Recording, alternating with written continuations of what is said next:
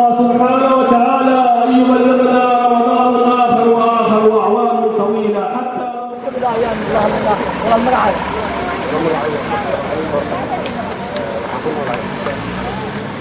أزمان حاول الشباب والدين مبارك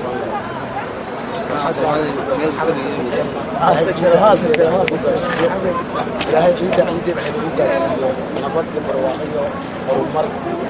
الله الرحمن الرحيم عيدنا يا دونا سكي وحنا يهرب المسلمين هرب معنا يوم الرئيس مالنا من الاستشفاء جامع عيد مبارك كل عام وانتم بخير.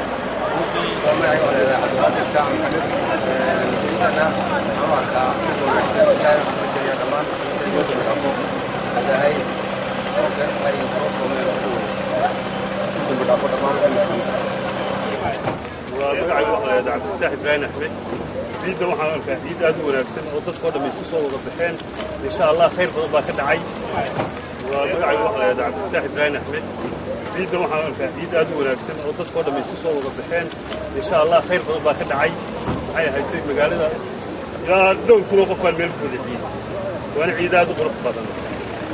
أحسن عيد أنكنا ونعيدني ونحسنها وحنا السلامية دمان أصحاب تيدي أردن ملك السجوان قاردن مارك شوغا قار شوغا سومالان قار شوغا إنجليز قار ميلول بتشوغا. وعليكم السلام عيد مبارك. درين كاك عيد سوريا. ما شاء الله سيادي هذا هو ناكسين هاي سفي عم بينوقول عضي عدنا وسيب باشارنا نيلمن وسيس عنينا مقالة ما أنت مشاحينا.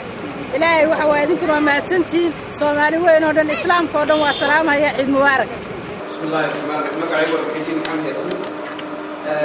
وحنا هنقول السلام يا دمان أصحابي أو سكون ونعكسنا صومالي لين.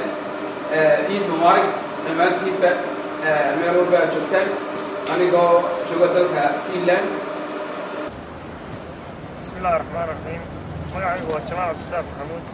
waxaan halka salaamayaa dhammaan ummadda muslimka ah meel kasta joogaan gaar ahaan ummadda Soomaaliya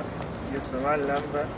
waxaan leeyahay ciidankeeda ilaahay barkashii barwaaqo inuu gaarsiiyo aad baan u faraxsanahay ciidan maadaama soo socdo dadkii rabaan salaamu calaykum waraxmatullaah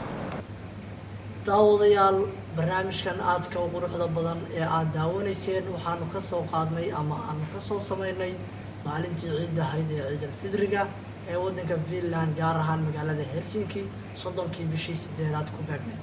maalintaas waxaanu wareysanay ama aan wax ka weydiinay ciidaas sida ay u dhacday ummad fara badan oo muslimiin ah oo wadamo kala duwan ka yimi inkastay u badnaayeen dad Soomaali ah dhab ahaantii dareenkooda ayay ka hadlayeen idinka oo soo daawaday sida ay u arkaan ciidan iyo xaaladeeda iyo waliba TV-ga Home Cable TV oo wareysanayay waxna ka weydiinayay sida ay u arkayeen fursadda qaaliga oo siiyay dadkii goobta soo yimi waxay maalin ama ay tahay maalin aad u qurux badan oo dad badan oo muslimiin ama Soomaaliya oo wadamo kala badan oo kala duwan ka kala yimi ay iskugu yimaadeen hal meel